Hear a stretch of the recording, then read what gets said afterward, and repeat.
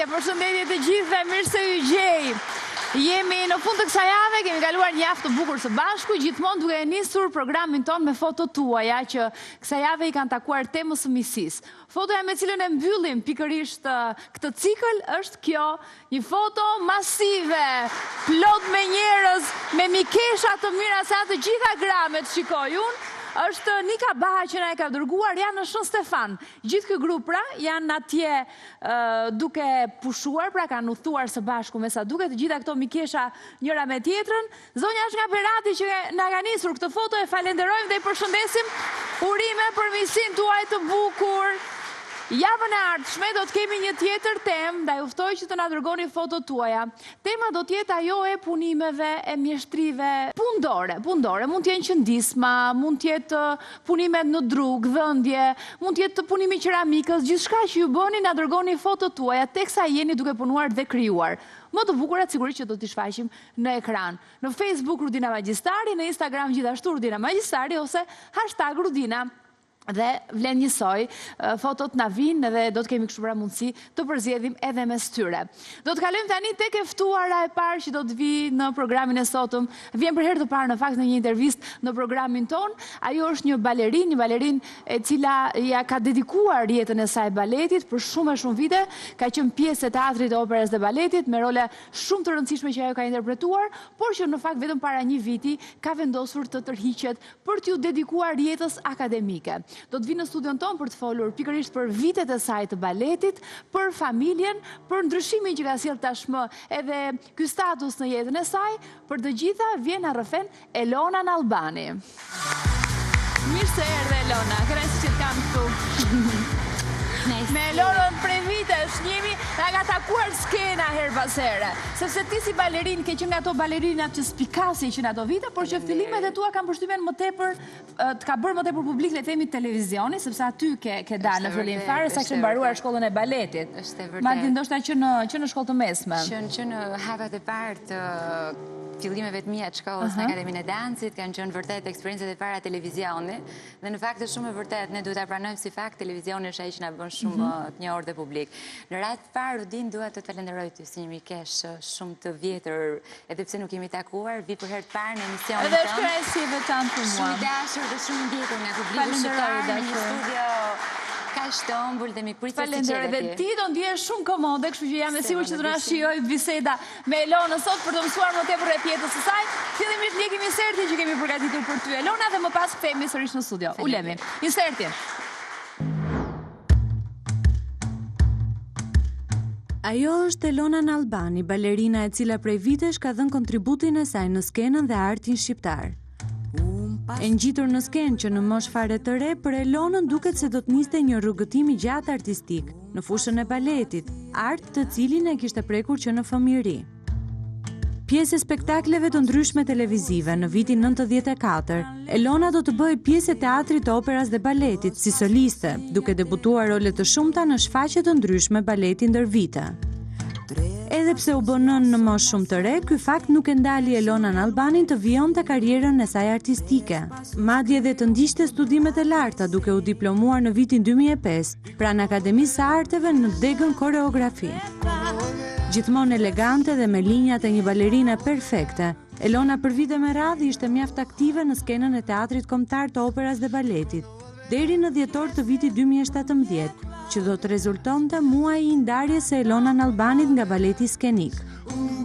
E bindur për të shkëputur nga skena dhe e vendosur për të ndjekur ëndrrën e saj, për të qenë pjesë e botës akademike, Elona prej muajit prill të këtij viti është pedagoge pranë Universitetit të Arteve në Tiranë, ku jep lëndën arti i koreografisë. E qeshur, miqësore dhe mjaft pozitive, Elona ende sot ruan sharmin dhe elegancën që ka karakterizuar gjithmonë. Sa bukur, Elona, ku shikon gjithë histori tënde, shumë vite dedikuar baletit. Të është dashur të shkëputesh, por kur kthen kokën pas, çfarë është baleti për ty? Është patjetër dhe pa diskutim, Rudin, është gjysma e jetës time. Ne të gjithë e dim që kur vim në jetë, jemi të ndarë në jetën tonë profesionale dhe atë familjare. Dhe jeta profesionale nuk është thjesht profesioni jote, është jeta jote shoqërore, ku ti ndan shumë momente me miqtë tu, ndoshta që gjëra që ti nuk i flet brenda familjes tënde, kështu që ajo bëhet shumë e dashur dhe shumë e rëndësishme në jetën tënde. Tu jemi në Miss Globe. Në Miss Globe. Sepse ti e ke prezantuar, ë? Miss Globe. Unë kam prezantuar në 2009, po ky është përpara se unë prezantoja. Por më pëlqen sepse pikërisht këto janë kujtime që vijojnë pasi unë kam lindur, që do të thotë karriera ime ka vazhduar edhe pasi u bëra prind. Kështu që ke vazhduar të ja do të pyesim për të gjitha këto gjëra, po fillimisht më thuaj si zgjodhe baletin. Si e kujton në çmosh ke hyrë për herë të parë në shkollën e baletit? Po rudina mesatarisht i bie që të kem hyrë në klasë të 5. Atëherë fillon shkolla e baletit. Në fakt unë nuk e kam pasur asnjëherë në plan baletin.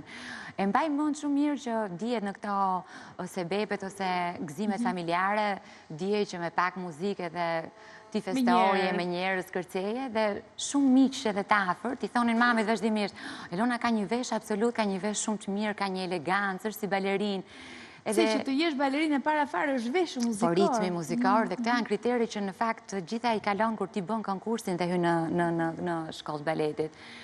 Edhe në fakt iniciatora ka qenë me më. Ajo është që e mendoj, ajo është e para që hodhi iden e gjithë kësaj karriere që unë kam sot. Në shkollë të mesme, kur unë kisha filluar të hidhja hapet e parë të baletit klasik, në fakt mund të them që filloja ta doja aq shumë sa që përpos gjithë përpjekjeve vuajtjeve që dihen në fakt. Kur thua vuajtje sepse të veshësh puante, të vritesh, këmbët të qahen, të fizike, ti je një fëmijë i vogël që del në orën 8 të mëngjesit nga shtëpia, vjen në orën 4-5 mbas dite sepse i tillë është kultura e përgjithshme, e bashkangjitur me oraret artistike dhe tani imagjinoj një fëmijë përkëdhelur siç isha unë me një vëmendje nga mami të jashtëzakonshme.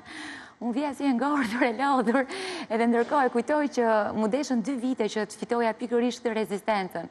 Dhe nuk e harroj kur i me më e thoshte vazhdimisht, mbasi më vonë ndjente që po lodhesha, edhe kjo egoja artistike që filloi të linte dhe të rritej me ty, gjë pa cilën nuk mund të heci asnjë artist, në fakt. Thoshte, jam bërë pishman që e futa në art, më duket shumë i vështirë, por për një gjë jam e kënaqur që Elona po forcohet, se nga një gjë shumë delikate, po forcohet fizikisht. Dhe në fakt, kjo ishte një kontribut i madh i profesionit tim. Kjo kërkon rezistente si la erdhi me punën me stërvitje të vazhdueshme, patjetër. Elona, ti e the dhe vetë pak më parë, ke lindur gjatë kohës, do më thonë, jeta jote paralelisht rodhi normalisht pra ti u martove, krijove familjen tënde, linde një djalë, ama nga baleti nuk u ndave për asnjë moment. Më trego pak rifillimin pas lindjes, si u riktheve në skenë? Në fakt, Rudin është shumë e çuditshme, sepse momenti kur unë mbeta shtatzan, në atë kohë unë prezantoja në Telebingo, dhe kërceja. Dhe themi që paralelisht bëja dhe televizionin edhe baletin klasik. Pikërisht në kulmin tim, unë ndjeva që diçka nuk po shkonte, kisha probleme, më merreshin mend, kisha të vjella, s'mhaj më, kisha rënje të theksuar të reksit, po kisha një frikë jashtëzakonshme të besoja që kisha ngelur shtatzan, them drejtën. Edhe një nga kushëriet e mia më thot madje, zemër thatë, shkojmë të bëjmë një eko. Por çfarë i them unë ta? Po ja të shikojmë ta, se mos kush e di. Shiko, të lutem, i thash, mos ma diskuto pjesën e shtatzanisë. Kjo nuk mund të ndodhi dhe unë isha në një krizë, le të themi. Po mirë, më tha muash. Po me që ke pak kështu të përzira, bëjmë një eko stomaku, po ndërkohë shikojmë gjithë barkun. Edhe aty afër. Edhe aty afër. Edhe kështu gënjeva le të themi.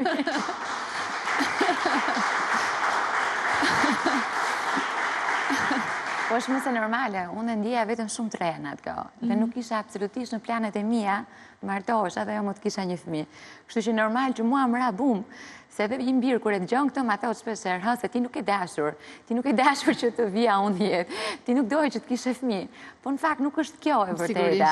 Thjesht është momenti që disa njerëz e kanë programuar se kur e duan dhe janë shumë përgatitur. Ka profesione që ti mund të jesh atzën edhe deri ditën e fundit mund të jesh në punë dhe të vazhdosh normalisht pa u shkëputur. Edhe mjafton vetëm ato muajt pas lindjes. Kurse një balerin, në ato profesion që ka, që duhet gjithkohës të hidhet, të kërcej, të bëjë shtrime fizike, nuk mundet. Deri në 3 muaj gjysmë ka qenë Miss Albania dhe o kërceja o plasja.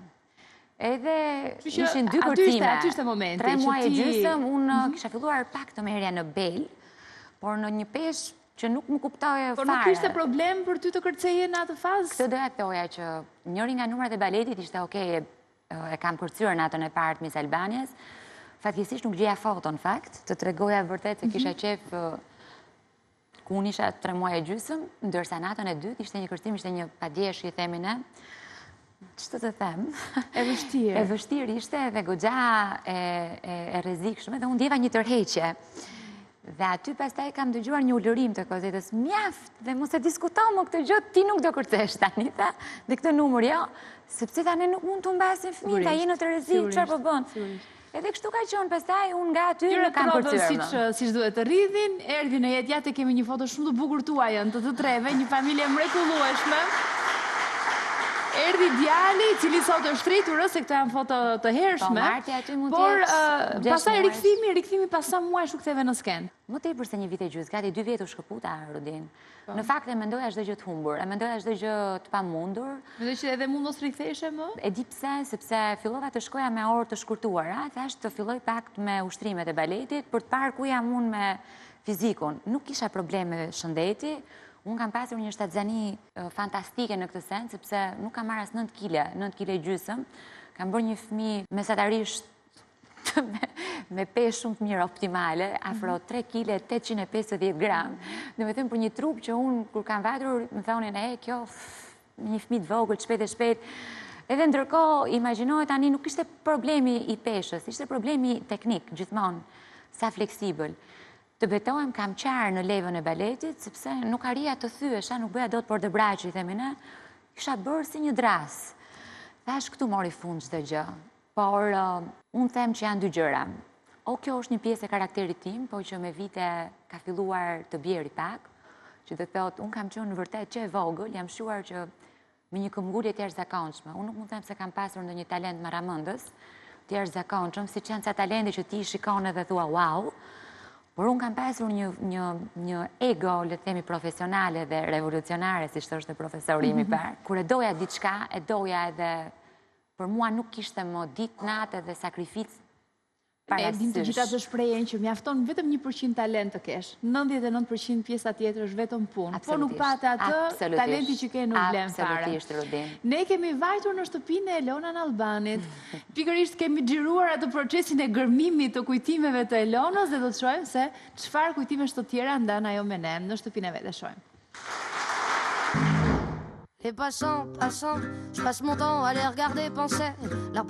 Vitet që kalojnë lejnë gjurmë të rëndësishme në jetën e çdo njeriu.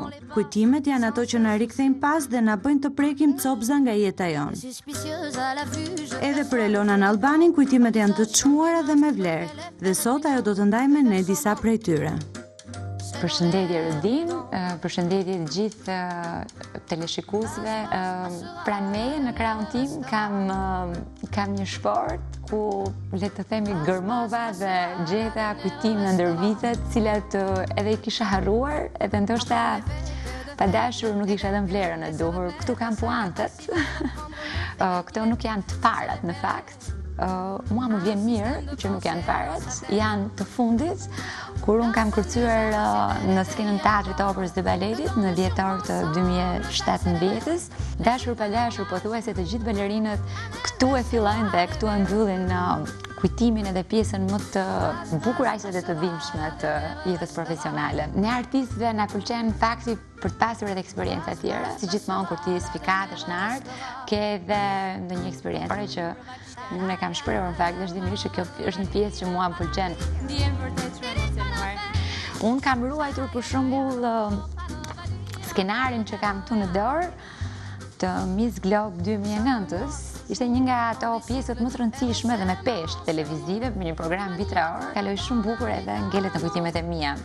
Kam ruajtur sigurisht edhe skicat e kostumeve të mia. Nga Rezerva Skifteri janë skicat të cilat ne bashkë kemi ideuar. Unë kisha qef që edhe në këtë pjesë të thyja tabu. Gjeta një foto të festivalit 95. Nga ku besoj që po të më shikoj publiku, unë këtu jam brune.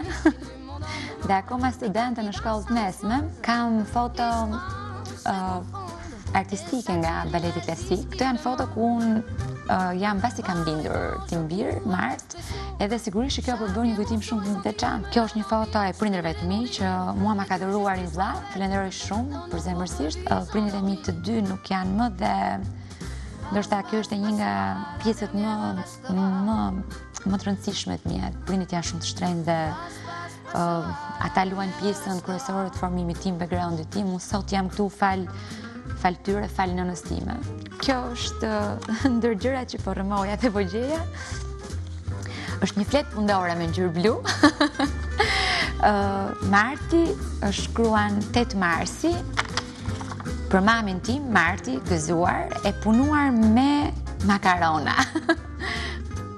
Këto ishin disa nga kujtimet, por unë kam edhe 2 kostume të një baleti televiziv që me shumë dëshirë do kisha qef t'ju a tregoja dhe juve.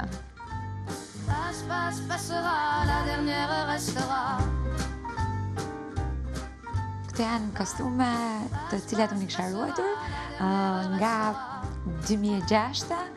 Sigurisht, i thonë, ka kaluar 12 vjetë, është një emocion njerë zakonshëm, mendosh që dikur në sken kam qenë me këto kostume kaq të bukura.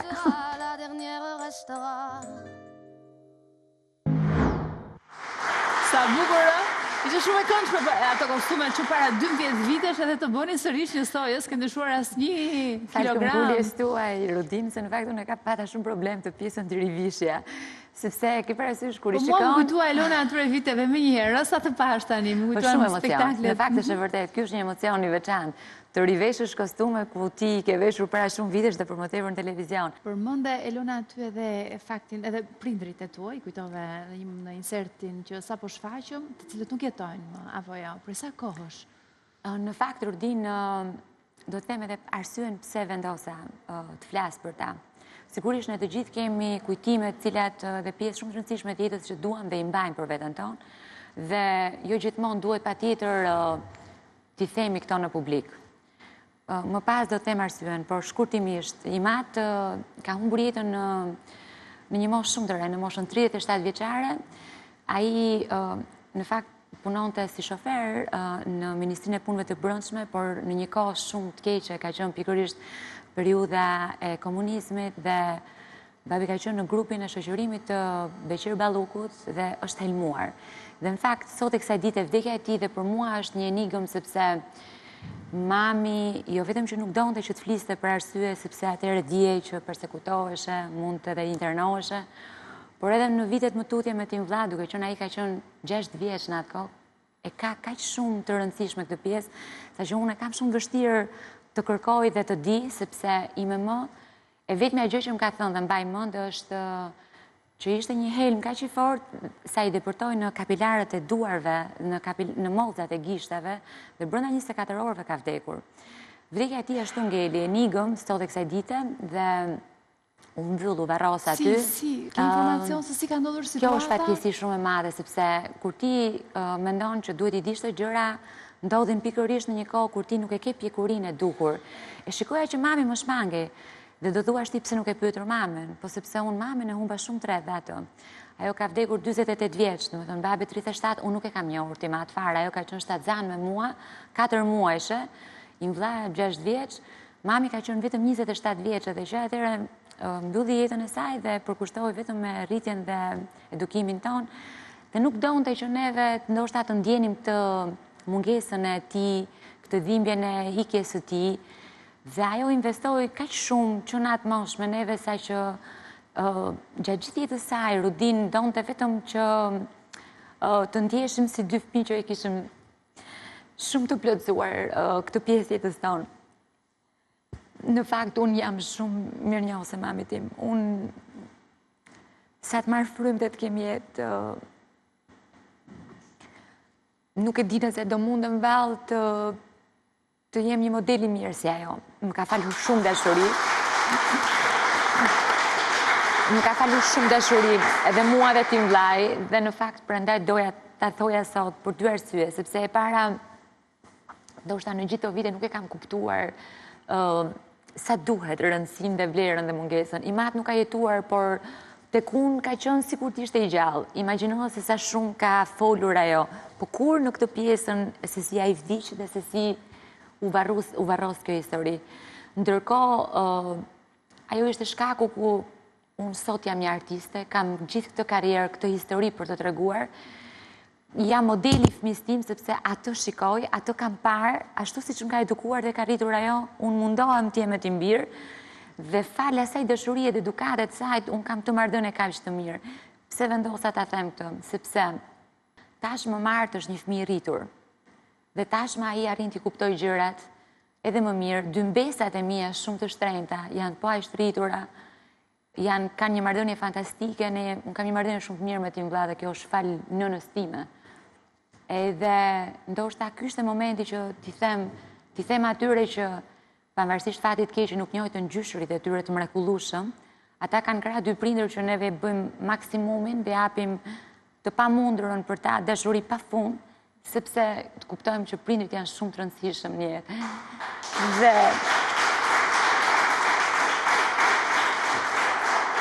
Dhe di pse qaj, rutin qaj, sepse më ka munguar gjithë jetën figura paterne e timatin, nuk e di se si do t'ishte kjo marrëdhënie, megjithëse i më thoshte gjithmonë që edhe kur kishte ngelur Zana, ai kishte thënë, tani do bëjmë një vajzë."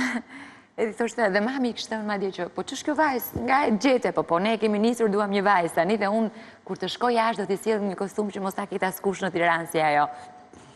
Dhe mendoj që do kishte qenë një marrëdhënie shumë e mirë, ashtu sikurse edhe me mamin nuk kam qenë vetëm 21 vjeç kur ajo vdiq, që do të thotë të dy ata vërtet nuk patën fatin të jetonin për njëri tjetrin rreth parë, por nuk patën fatin as na shikojnë neve sot, prindër, as niprit e tyre, nuk arritën as në fejonin dhe të martonin përveç vllajt që u fejua, mami, po imagjinoj as në martonin, që unë kam shumë pengje dhe kjo është arsyeja që unë sot doja t'ja thoja Martit publikisht Sejas dhe Elmës që prindrit janë shumë të rëndësishëm në jetë, janë një domosdoshmëri e jashtëzakonshme, shpirtërore, fizike dhe gjithanshme. Dhe duhet i vlerësojmë. Të falenderoj që ndave me ne këtë rrëfim. Shumë intim, po ju kërkoj ndjesë për emocionet. Emocionova dhe unë shumë. Emocionova dhe një histori shumë. Po ndoshta kjo ka qenë edhe arsyeja që unë s'kam folur kur publikisht Rudin, sepse unë kështu ndjem se herë flas për prindrit e mi në fakt. Ishte një rrëfim i bukur, po që vërtet ato mesazhe që ti më pas përcolle vlejnë për të gjithë dhe shumë mirë ti themi me zë të lartë. Më pas ti ke ndërtuar familjen tënde sot, prej shumë vitesh tashmë e martuar, djali është rritur, një familje shumë e bukur, je martuar e re, Elona vet? Në fakt, Rudin, edhe kjo është një gjë e re që po e them. Në fakt, neve kemi bashkëjetuar që mbas kohës që unë deta Ngela Shtatzan. Dhe që nga ajo kohë, Rudin, ne vazhdojmë të dy bashkë me tim shoq, që planifikojmë një dasëm, të cilën dhe Marti e dëshiron shumë. Duhet ta bëni. Pavarësisht faktit që unë nuk jam fare nga këto persona klishe të dasëm. Viteve, kështu që zëre se po martoheni në ato kohë, kështu që ke mundësi të shkëlqyesh sërish me fustanin e bardhë. E dua shumë dhe ndoshta kjo më duket si një peng që të më ka ngjitur nga ime mos. E them, po të kishte qenë mami gjallë, s'do ma kishte lejuar kur që ta na shkaloja pa një dasëm me një fustan bardh. Dhe ndoshta kështu që e kemi dhe në planet tona dhe kjo gjë. Marti, shumë e bukur do ishte, po Marti është rritur tani, është bërë gjithaj djallë, apo jo? Sa vjeç është aktualisht? Marti zyrtarisht bën 19 vjeç në 1 dhjetor. Ai ka filluar, është në vit të parë në fakultet, në degën informatikë ekonomike. Një djalë bukurosh, është një djalë i mirë, që me sa di unë edhe është i angazhuar, e kanë pëlqyer, domethënë e kanë përzgjedhur edhe si fotomodel, apo jo, her pas here, ai angazhohet përveç studimeve të tij, edhe angazhohet si model. Për shkak këtu e shohim model, fotomodeli i Joni Peçi është shumë bukur. Era e parë është Rudin dhe në fakt nuk është se e kishte në prioritete. Kur e shikon ka të rritur, si një zotri vërtet, edhe thua që ky është djali im, kështu di që emocione provon. Tani pse të gënjejmë, Rudin, është ti e vetë nën, ti e di shumë mirë, pavarësisht se mia është ende vogël, po do ta kuptosh. Unë çukur e kam pasur Martin 3 vjeç, imagjino se çfarë marrëdhënie vishesha, edhe i thoja, o Marti të pëlqen si janë veshur? Në fakt, nuk ishte vetëm thjesht qefi që mua do më thoshte që e bërë shumë e bukur, shumë e mirë, por edhe kjo që unë, që në ato fillime me Martin doja që ta edukoja me gusto, me shije, me të bukurën e femrës, të shikon të femrën, edhe mund them që Edhe tani kur shfaqëm këtë idenë për të bërë një set fotografik, nuk është se e kishim shumë në prioritet, sinqerisht.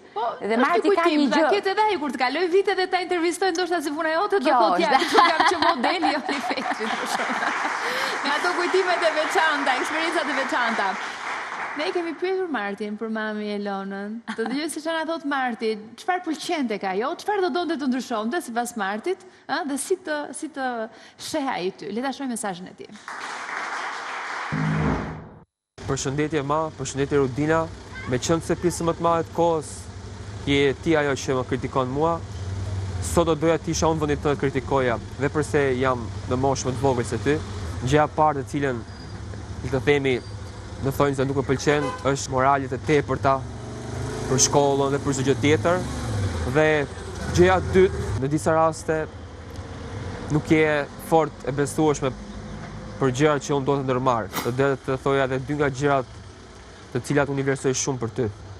Gjëja parë është që ti gjithmonë më ke ndenjur në krah, më ke ndihmuar dhe më ke dhënë të gjithë kurajën dhe forcën që ti ke pasur brenda teje për mua.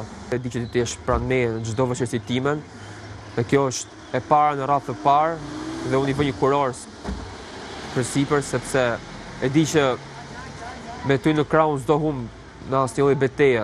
Dhe e dyta, për të cilën unë jam shumë krenar, ti je një imazh, ti je my ideal e temi, si përfund, s'do të ngjaj si ai djali mamas, por që gjithsesi ti e di unë të dua shumë dhe se zëvendësoj me asgjë në këtë botë. Sa mesazh i bukur, fantastike. Në fakt, unë, Rudin, jo thjesht e prisja një mesazh nga Marti, në fakt jem realiste, unë e doja në fakt, dhe në fakt në gjithë jetën time them që kur nuk do të kundërshtoja nëse Marti do kishte vërtet gjithmonë diçka për ta thënë edhe publikisht. Ndoshta nga që të thash ndjej shumë mungesën e prindërve të mi, jeta ime është fokusuar kaq shumë tek Marti sa që ka të drejtë edhe ai kur thotë që duhet të bëj disa vrejtje. Është shumë e vërtetë. Unë jam shumë në fakt shiko, domethënë ja kërkuam ne, domethënë kur është regjistruar kjo gjë që çfarë do doje ti për shumë të ndryshoje, se ndoshta po ta pyesin çfarë do të thosh mama, se të shkonte mendja të thoshte nga këto gjëra, po ndoshta për ta bërë një çik ndryshe nga formalja. Në fakt bën shumë mirë. Fjalët e tij ishin ato që pasuan, ato që i vuruan vërtet nga zemra. Unë i them gjithmonë, pastaj e mbaron bota. Pastaj e mbaron bota. Shumë e bukur.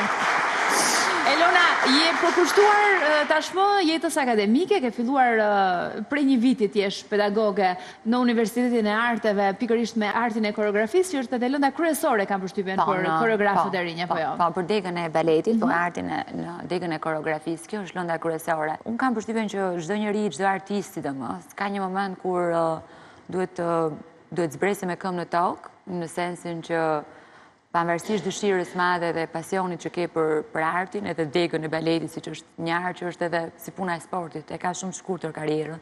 Fatkeqësisht, është mirë që të mendoj për t'i dhënë shtys, po diku ku t'jetë brenda kësaj gjës, brenda artit, brenda kësaj dege, kësaj specifike, po në kohën e dur. Unë mendoj që e kisha konsoliduar tashmë. Për mua ishte shumë kam kaq vite eksperiencë në balet, në baletin klasik, sa që mendova që tashmë erdhi fundi dhe duhet të jem koshente që edhe mosha bën vetën, sfidë nuk mund bësh tani, ti mund të kesh dëshira shumë dha, po janë se profesione që kanë një fillim, kanë edhe një mbarim.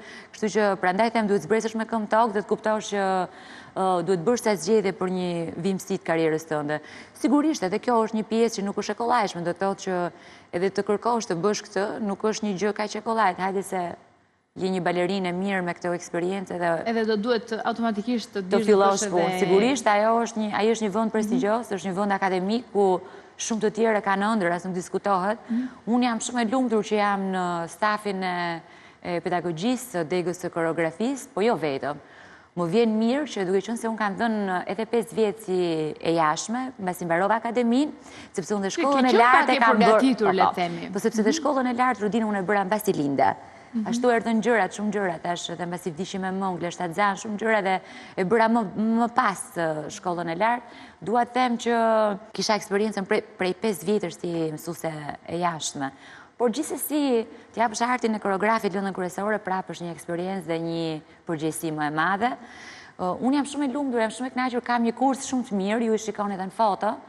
janë tjerë zakonshëm, me thënë drejtën unë i përshëndes edhe i dua shumë, sepse më pëlqen dhe fakti që filluan vitin shkollor, mbasi neve dham provimin në qershor të kursit parë, pra të vitit parë, më vjen mirë që ditën e parë të shkollës i kisha kështu si pak akanone që i thonë, njëri pas tjetrit, por e vërteta ishte që prezenca e tyre ishte absolute. Dhe për këtë më vjen mirë që do të thotë ne kemi filluar të ndërtojmë një marrëdhënie shumë të mirë bashkë. Do të thotë që edhe ata vinë me dëshirë tek unë, jo vetëm unë tek ata. Kështu që ky kapitull i ri që ka nisur në jetën tënde, do të jetë me siguri po aq i shkëlqyer sa ai që u mbyll ai kapitulli i balerinës. Nuk e di, këtë nuk e di Rudin, nuk e di Rudin. Do të jetë Elonda, unë të falenderoj shumë që ishe këtu. Ishte kënaqësi e veçantë të pa ata, u kënaqa shumë me biseda me ty sot. Unë falenderoj ty Rudin që më bëre ftesën, falenderoj shumë që ndava këto kujtime dhe gjëra kaq të rëndësishme të jetës time me ty, me publikun tënd të mrekullueshëm si këtu edhe në televizion. Jemi mirë pritur gjithmonë. Faleminderit. Kemi reklama, kthehemi shpejt.